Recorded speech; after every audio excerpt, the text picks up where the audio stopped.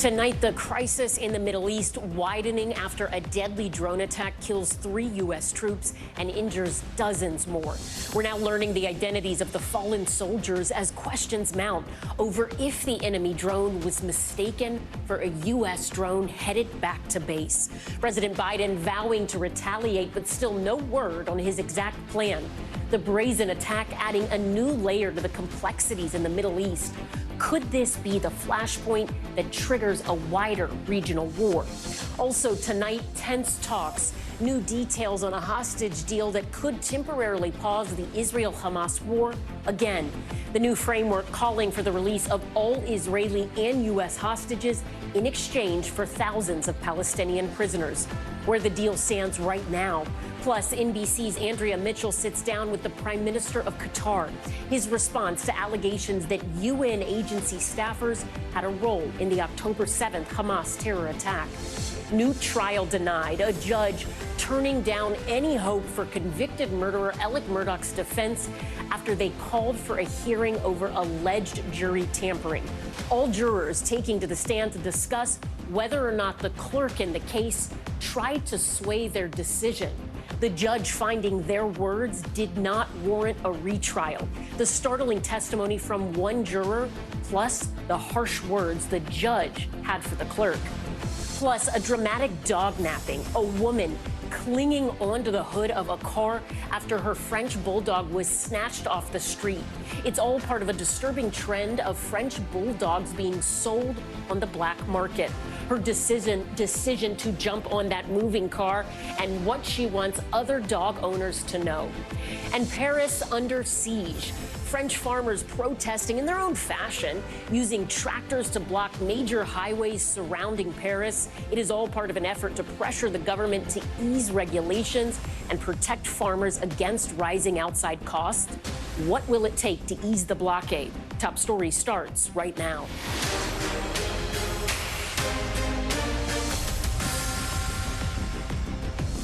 Good evening. I'm Ellison Barber in for Tom Llamas. Tonight, President Biden just meeting in the Situation Room to determine how to retaliate for the drone attack on a U.S. military outpost in Jordan.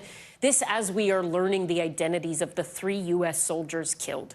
46-year-old Sergeant William Rivers, 24-year-old Specialist Kennedy Sanders, and 23-year-old Specialist Breonna Moffett. All 3 were assigned to a U.S. Army Reserve unit based out of Georgia. Dozens of others were injured in Sunday's drone attack, which hit a military outpost in northeastern Jordan known as Tower 22. It sits near a demilitarized zone on the border between Jordan and Syria. President Biden says Iran-backed militant groups operating in Syria and Iraq were responsible for the attack. Iran has denied any involvement. This as questions arise over how this could have happened. One theory: a possible mix-up between the enemy drone and a U.S. drone. NBC News Pentagon correspondent Courtney Cubey starts us off tonight.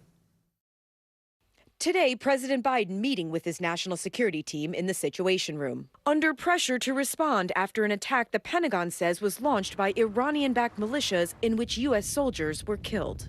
We've now learned the names of the 3 fallen troops. 46-year-old Sergeant William Jerome Rivers, 23-year-old Specialist Breonna Alexandria Moffett, whose family described her as a very loving person, a very giving person. She loved life. And 24-year-old Specialist Kennedy LaDon Sanders, her mother talking to us tonight. She never expressed any fear. And Tower 22 is nothing that she ever mentioned to us. She was full of life. She enjoyed life to the fullest. She was just a ray of sunshine for anyone that came in contact with her. The soldiers were killed Sunday night at a small outpost in northeastern Jordan known as Tower 22, where about 350 U.S. soldiers and airmen are deployed.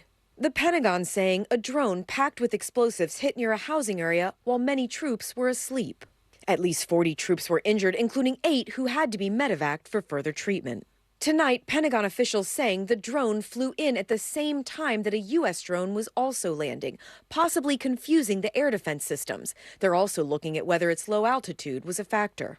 And now U.S. officials are considering whether this could be a new tactic by the militias. This weekend, President Biden vowing to respond. We lost 3 brave souls in an attack on one of our bases. and we shall respond. A major question tonight, will the U.S. strike inside Iran's borders? We will respond. We'll do that on our schedule, in our time. We are not looking for a war with Iran. Iran says it's not behind the deadly strike. The Pentagon says Iranian-backed militias have targeted bases with Americans more than 160 times in recent months. Previous U.S. responses have been limited and not deterred the attacks. Some Republicans calling for a tougher response from President Biden. I think it's important to go after Iran. The Biden appeasement policy with regard to Iran has not worked. Courtney Kube joins us now from the Pentagon. Courtney, what more are we learning about the Situation Room meeting? So we know that President Biden has now on several different occasions been presented with options for retaliation here. And I think what we need to remember is the U.S. has retaliated against previous attacks against bases with Americans in Iraq and Syria, but there's now been more than 160 of those attacks. But these have been more targeted in the past. So they'll go after a facility where they store drones, these militia groups, or something that is specifically trying to degrade these militia groups' capability to carry out future attacks. Officials are saying that this retaliation will look and feel different. They are looking at a much broader set of options here. And what we're waiting to hear is exactly what will President Biden approve to do, Ellison. Courtney Kube at the Pentagon. Thank you. For more on this incident and what might come next, I'm joined by retired Lieutenant Colonel Danny Davis. He's a former United States Army officer with 21 years of active service and a senior fellow at Defense Priorities. Lieutenant Colonel Davis, thank you so much for being with us tonight. I want to start with what U.S. officials revealed today.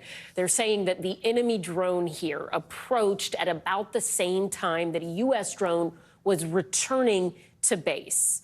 How does this sort of confusion happen? Break down for us the technology at play. When something is coming in, how do you know that's not our drone or that is?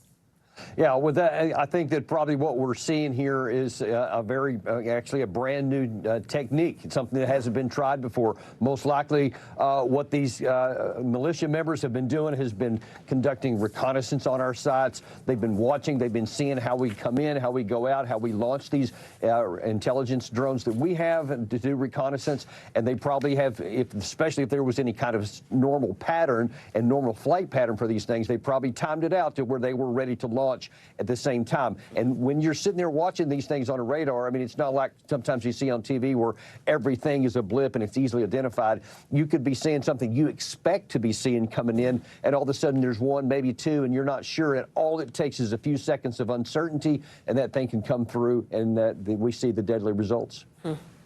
As Courtney was just explaining there, President Biden is working through options for retaliation right now. At least that's what she's being told by officials and other sources at the Pentagon. The United States, as she was explaining, they have retaliated before in an instance like this, right? But it was more targeted attacks after there were moments, tensions, issues, missiles fired by Houthi rebels in the Red Sea. But all of those were incredibly targeted. They were targeting where militia members supposedly kept weapons, things like that. Courtney is saying that she is being told this retaliation is going to look different. From your point of view, what is the most effective, plausible avenue of retaliation here?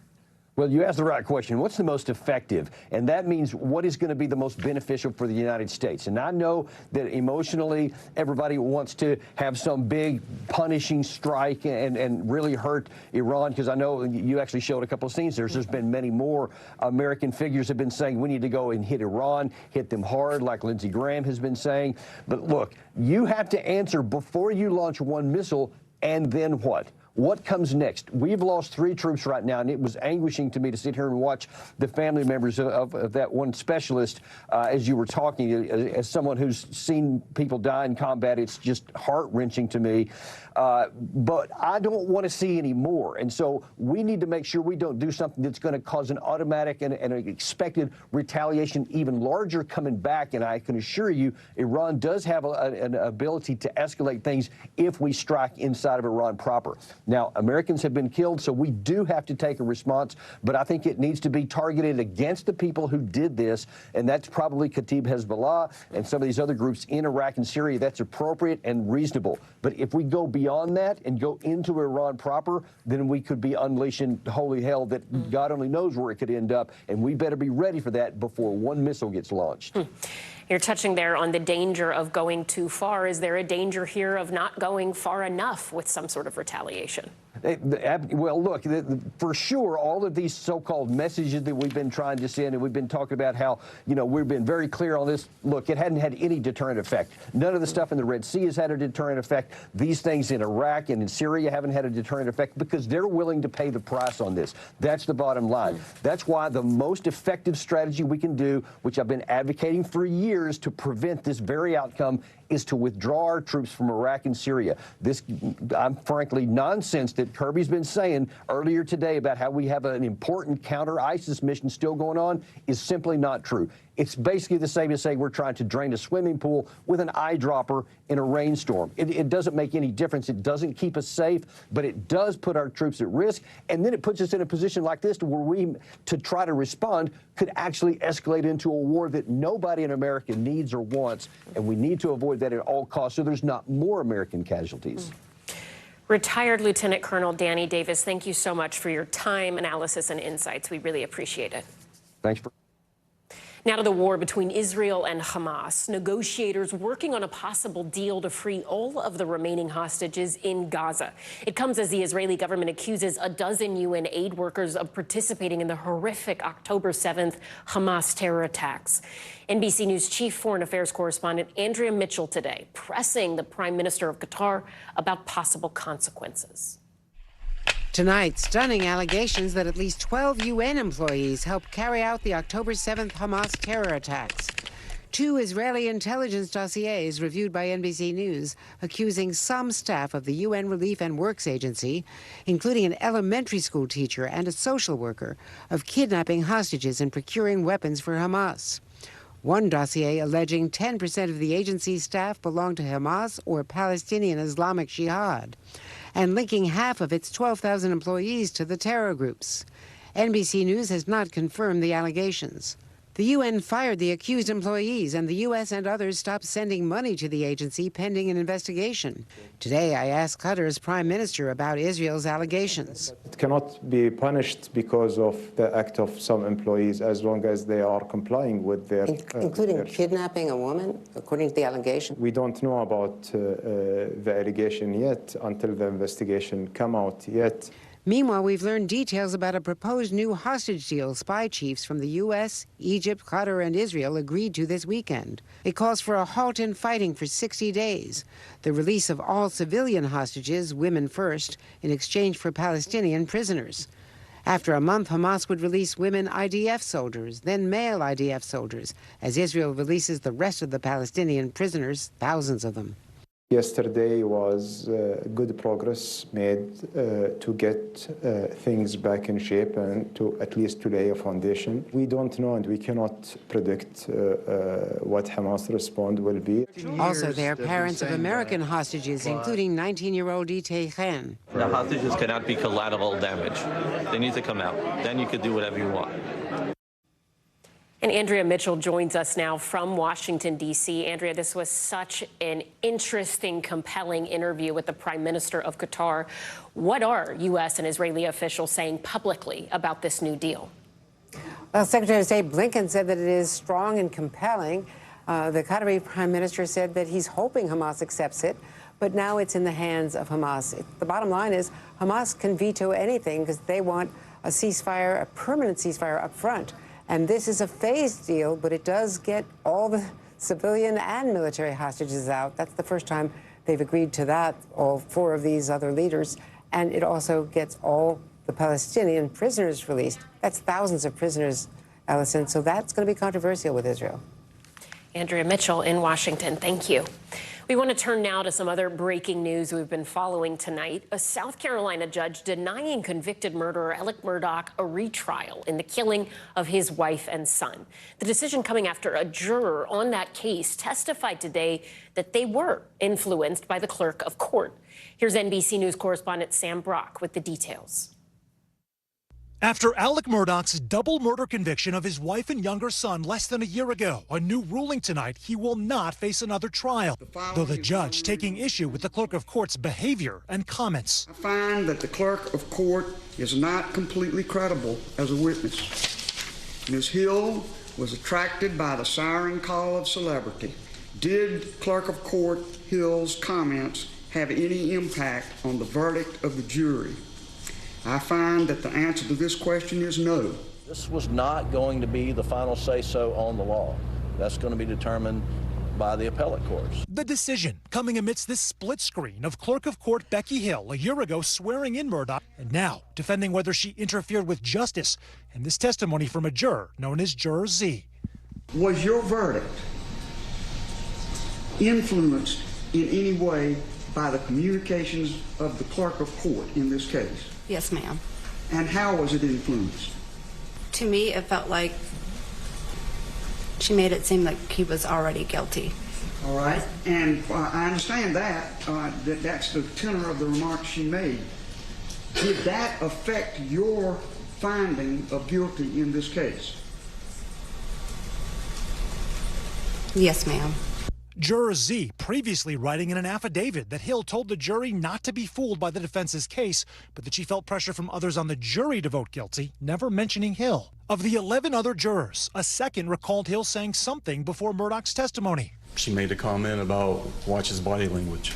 But all 11 said their decision was not impacted by any communication from Hill, a point highlighted by the state in closing arguments.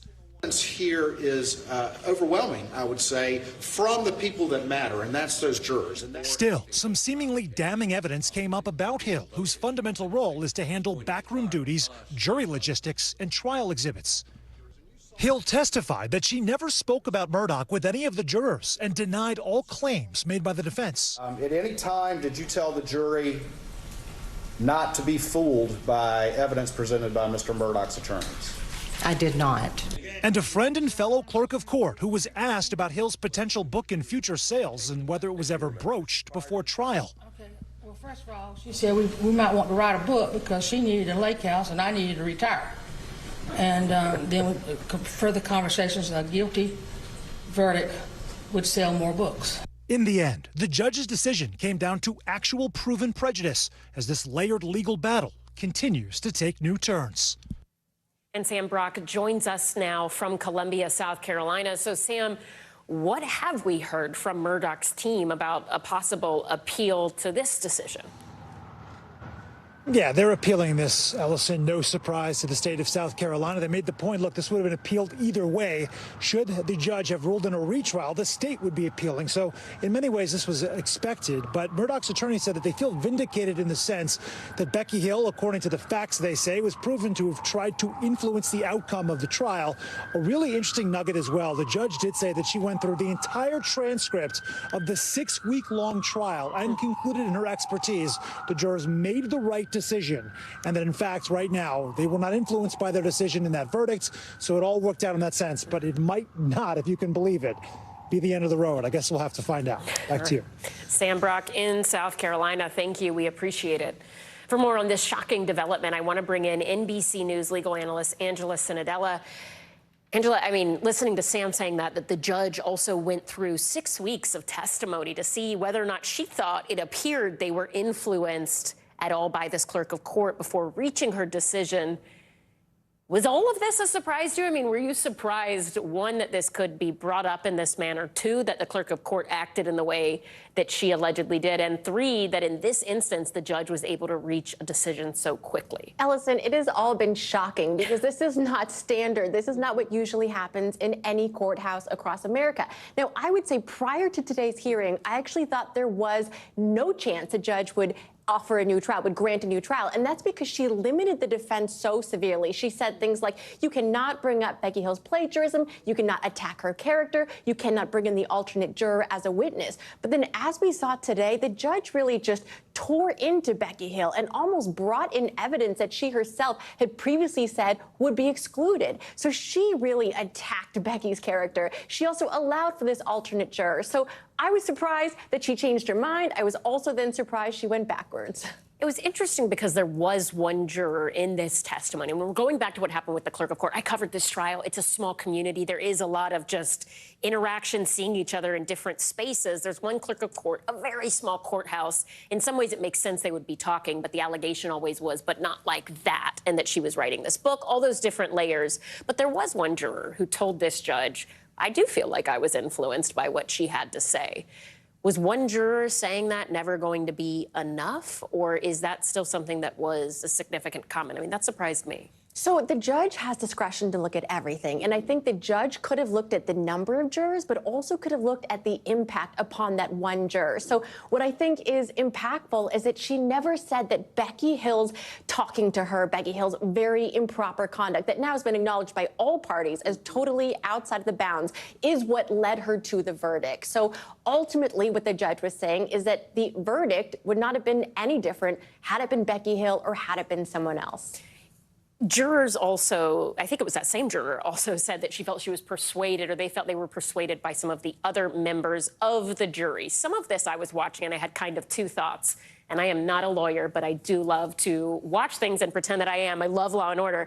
But one, isn't that kind of the point of a jury, that you all are sitting together and somebody's going to disagree, but you have to get to a decision. So you're going to be trying to kind of negotiate or influence.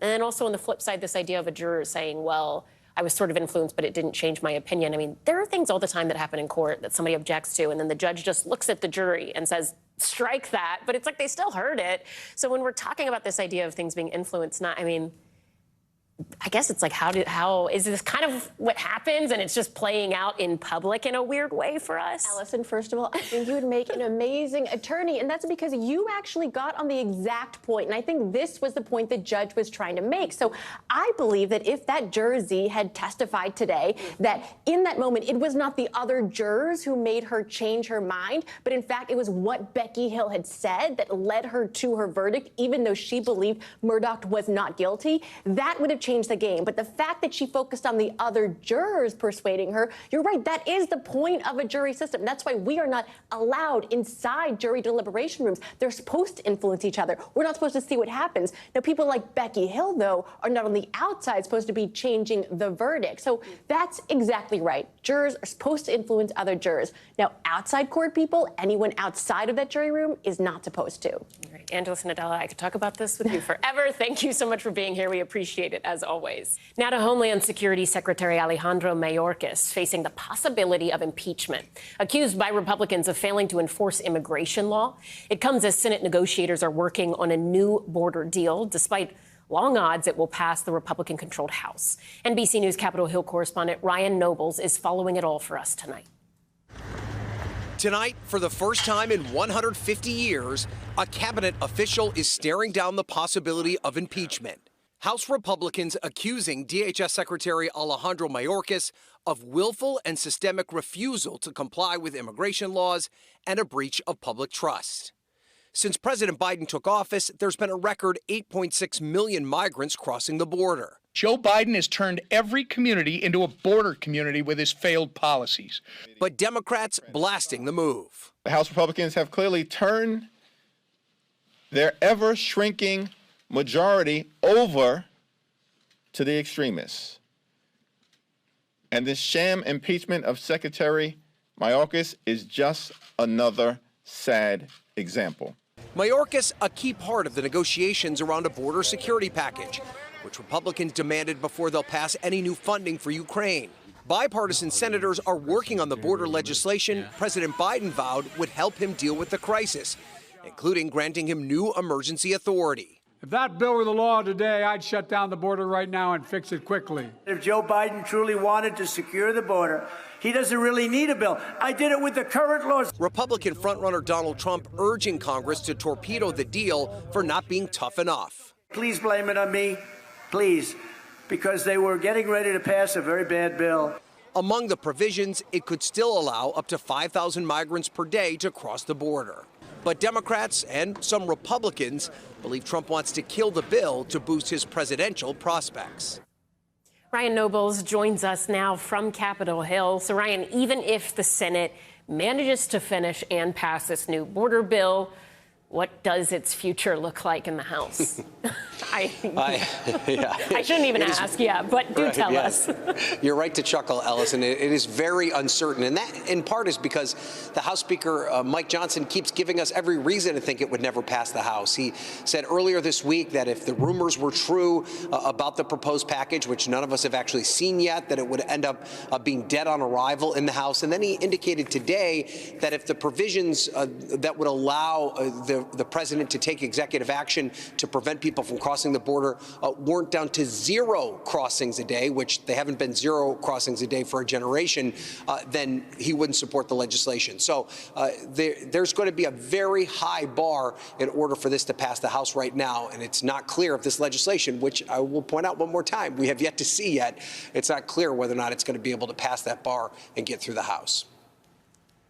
Ryan Nobles, thank you. For more on the situation at the southern border, let's get right to Guad Venegas, who joins us now from Eagle Pass, Texas. So, Guad, last month we saw record border crossings, more than 300,000 in December alone. Now it seems those numbers have come down a bit. What is driving the decrease so far?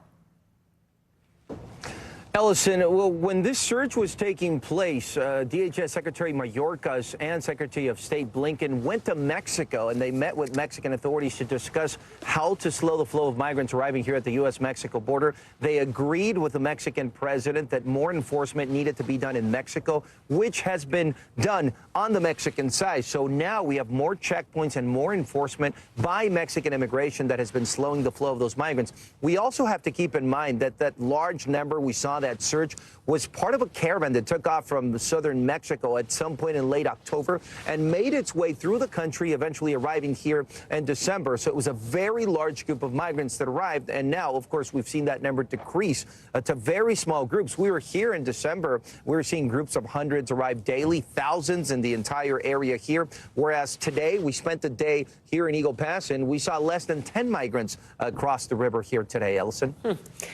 We know the state of Texas has been fighting with the federal government over use of razor wire along the border in the Rio Grande River. What is the latest on that?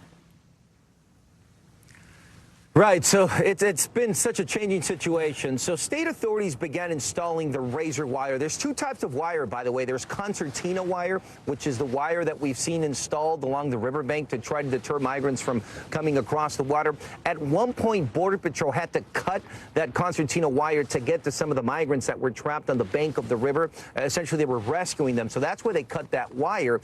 But now, after the Supreme Court ruled that Border Patrol can cut that wire, remove it if they choose to do so, after that, now Texas National Guard is installing razor wire, which they're now putting on top of some of the containers behind me. That razor wire is meant to deter migrants from climbing over those containers. So two different types of wire. First, the concertina wire, and that razor wire that's even sharper, still being installed after the Supreme Court said Border Patrol can't cut that.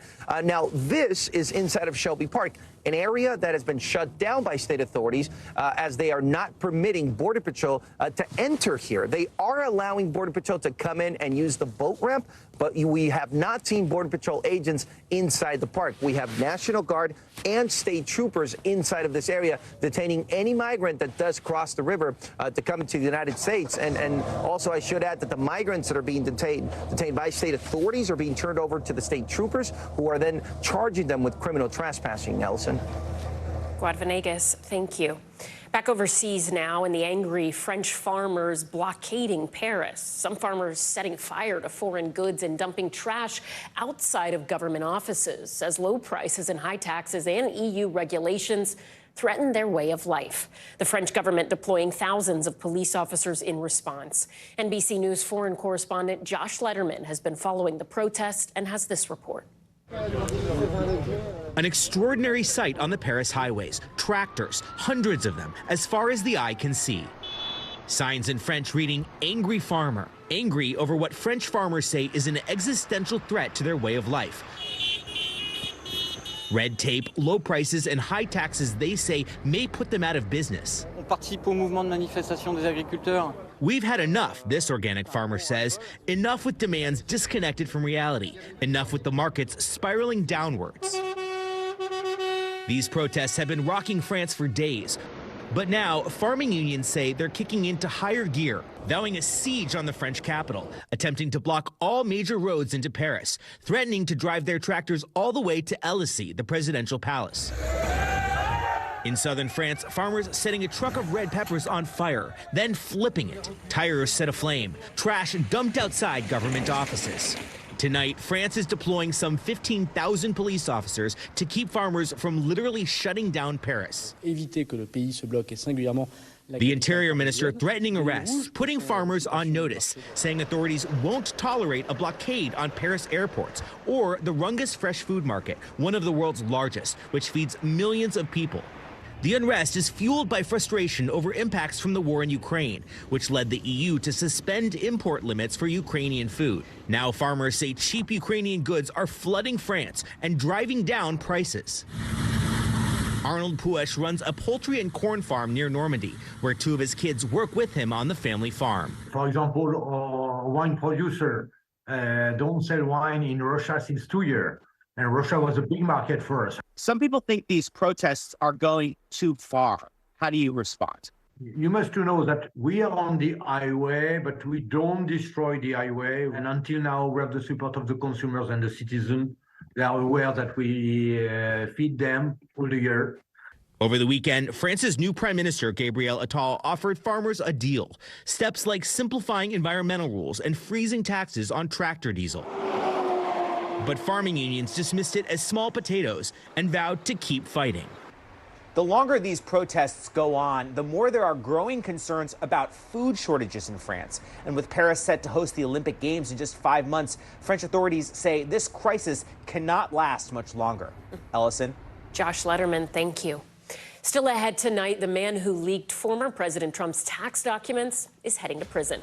A former IRS contractor pleading guilty to stealing those documents and leaking them to the press. How much time he'll spend behind bars. Plus, dramatic video shows a woman clinging to the hood of a speeding car, her stolen dog inside. The hunt for that dog napper now underway, and why one particular breed may be at risk. And have you tried to search Taylor Swift's name on the social platform X today? If so, you may have seen this error message. Why Elon Musk has temporarily banned users from searching for the pop star. Stay with us.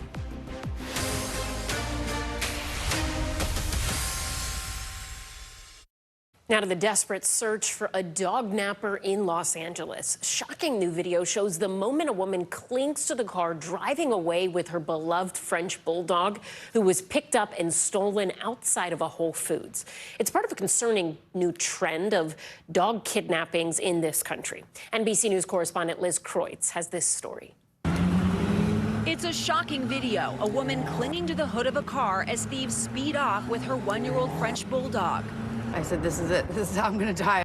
Ali Zacharias miraculously survived, saying she fell off 2 blocks later as she watched the dog nappers drive away with little Onyx. We're eating right here. Outside the Whole Foods in downtown Los Angeles, where the terrifying incident unfolded, Zacharias described to us the moments a woman stole him and ran to a getaway car. My only recourse was to stop the car, so I stood in front of the car and I put my hands out and I said, stop. I said, do not go. And I didn't think that they'd drive into a human. The next thing I know, they drove into me and banged me and till I fell on the hood. This all happened right here at this intersection, and it's part of a disturbing trend. These prized French bulldogs snatched from their owners, often then sold on the black market. In 2021, Lady Gaga's 2 Frenchies were taken after shooting her dog walker. The dogs found after she offered a $500,000 reward for their safe return. And just last November, thieves stole a dozen puppies worth $100,000 from a LA pet store. French bulldogs, the #1 dog breed in America, cost between $3,000 to $9,000, some even more. Were you aware that people often target these dogs when you got? Yes, but I never thought it would be me. I never thought that this would be my situation. Onyx now a statistic, with Zacharias still praying he'll be returned. Liz Kreutz, NBC News, Los Angeles. Coming up, a woman caught on camera attacking a store clerk with pepper spray. The reason she went back to the store just an hour after stealing a bottle of tequila.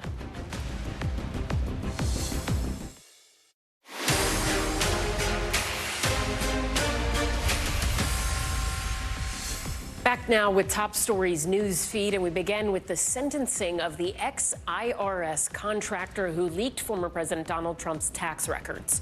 Charles Littlejohn sentenced to serve 5 years in a federal prison and pay a $5,000 fine after he pleaded guilty to stealing Trump's tax records and then leaking them to 2 media outlets. Littlejohn also leaked the records of thousands of other wealthy people, including billionaires Jeff Bezos and Elon Musk. A Florida woman is in custody after she was caught on camera stealing liquor and assaulting a cashier. Surveillance video shows that 27-year-old pepper spraying a cashier at a North Miami Walgreens just 1 hour after allegedly stealing a bottle of Don Julio tequila. The suspect had returned to the store after dropping her phone as she ran out the first time. 2 other victims were reportedly caught up in this attack, including a 5-year-old. No word yet on their condition and no word yet on charges for that suspect. The social platform X blocking some searches for Taylor Swift after explicit AI deepfakes of the singer went viral. Users on the site are now shown an error message if they try to search the singer's name individually without quotation marks. The blockade is a safety measure as the site works to remove all images of non-consensual nudity. The account that originally posted the image has been suspended. Swift has yet to comment. Now to power and politics and the race for the White House. This weekend, Nikki Haley saying she does not necessarily have to win the next primary in South Carolina against former President Trump, despite the fact that it is her home state. Our Kristen Welker pressed Haley on that position yesterday during an exclusive interview on Meet the Press. I think I need to do better than I did in New Hampshire. So this is a building situation. But it's not about which state you get and which state you don't. Do you need to actually win? I hear you saying you need to do better, but don't you need to win your home state to show that you can win a state, win your home state, and really put some delegates on the map for yourself? Well, we've got 17 delegates. He's got 32. I'd say that's pretty good to start. What I do think I need to do is I need to show that I'm building momentum. I need to show that I'm stronger in South Carolina than New Hampshire. Does that have to be a win? I don't think that necessarily has to be a win, but it certainly has to be better than what I did in New Hampshire, and it certainly has to be close.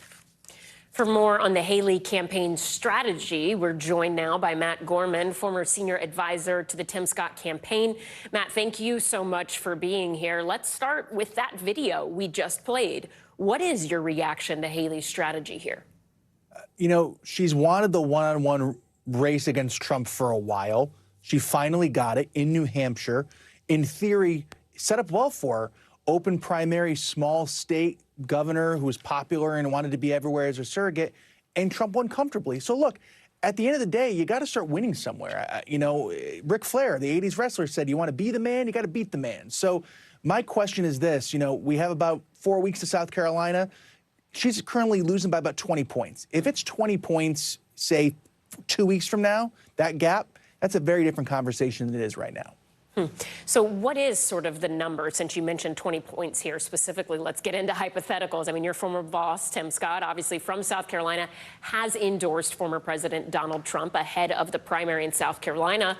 But when we're talking numbers, the spread, the up or down, what would be a realistic gap, if you will, if Haley does in fact lose South Carolina, where it's like, okay, her argument works, that she has enough delegates for it to be worth staying in it moving forward? And what sort of is the number that's like, there's no way you come back from that, just walk away now?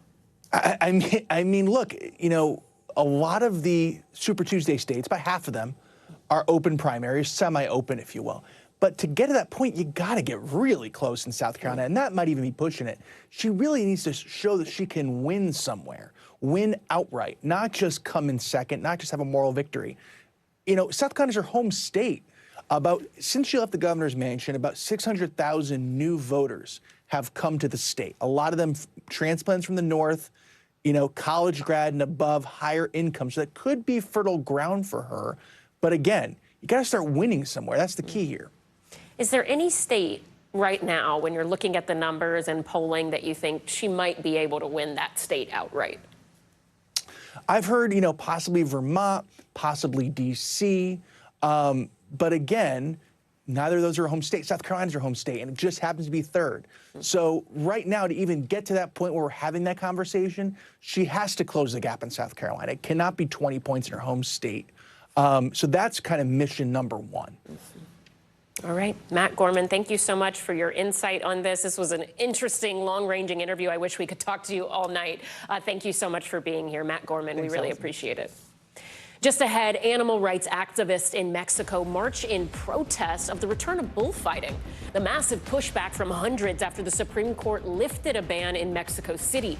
And a Russian Olympic figure skater at the center of a doping scandal learns her fate. The decision to disqualify her and what that means for her gold medal.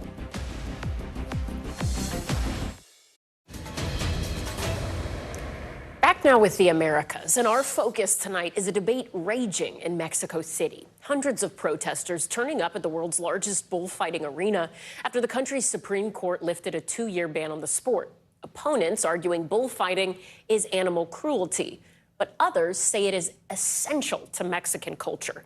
NBC News correspondent Stephen Romo has more. After nearly 2 years, bullfighting is back in Mexico City. But outside the arena, an equally intense battle. This protester is saying bullfighting normalizes violence, adding that it's slaughter for recreation. Despite the masses gathered in opposition, Plaza Mexico, the largest bullfighting arena in the world with 41,000 seats, opening its doors once more on Sunday after the Mexican Supreme Court temporarily lifted a 2022 bullfighting ban in Mexico City. The arena's director hopeful they'll be able to celebrate bullfights for many years to come. While the Supreme Court did not explain its reasoning for lifting the ban, it originally cited that the fights violated the right to an environment free from violence. This Mexico City congressman surprised at the outcome, but committed to making bullfights illegal in the capital city again. But not all Mexicans feel this way. One spectator saying her father raised bulls and gave them an excellent life. In fact, bullfights are still federally legal in the country, and many groups, like this one, hosting events and training sessions meant to inspire the next generation of bullfighting aficionados. This aspiring bullfighter says he dreams of hearing the meaningful ole that's offered in Mexico. But tensions over this centuries-old tradition not just happening in Mexico. Stop less bullfighting. In Rome, protesters with the organization PETA interrupting a prayer service led by Pope Francis. While months earlier, animal activists at the Vatican holding a silent protest, accusing the Catholic Church of condoning the practice. Across the globe, around 250,000 bulls die each year during bullfights, according to the Humane Society International.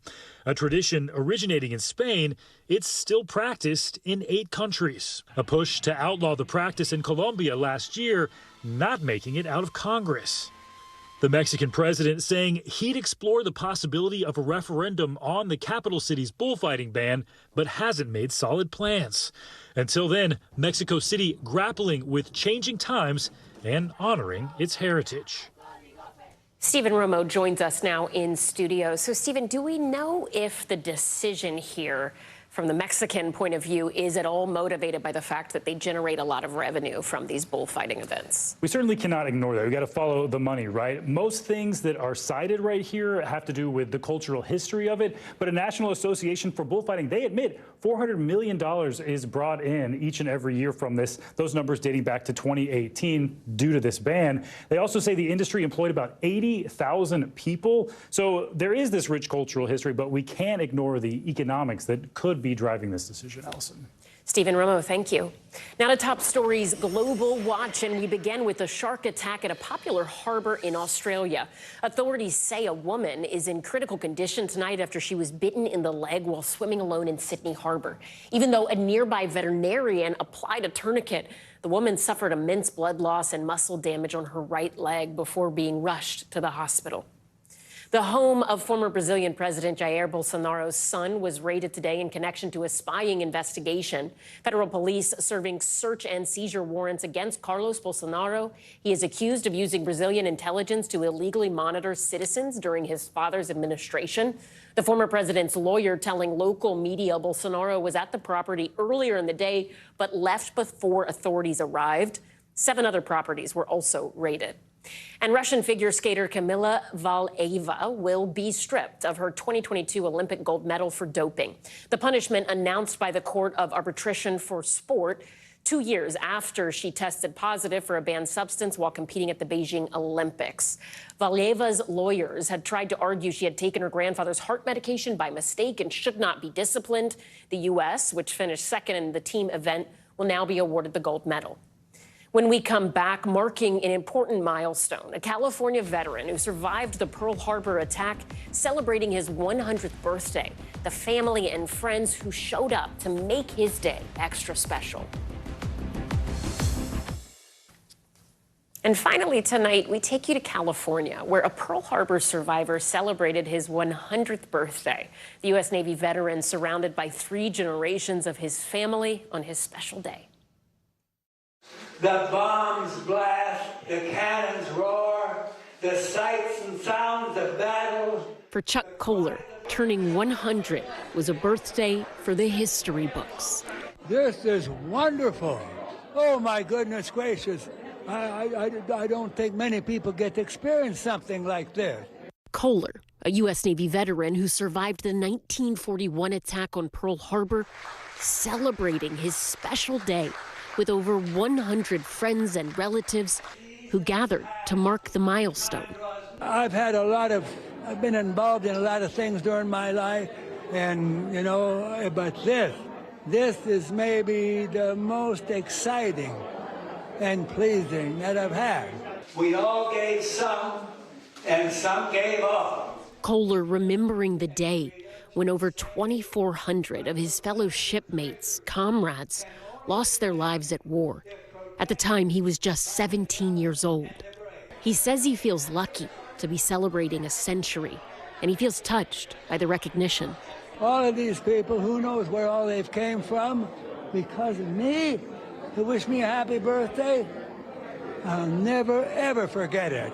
Now a great-grandfather, Kohler sharing some words of advice for those hoping to see their own 100th birthday. Don't worry about taking. Always be trying to give. Works real good. It has for me, anyway. It's been a great, rewarding life, But the more you put into it, the more you can expect to get back.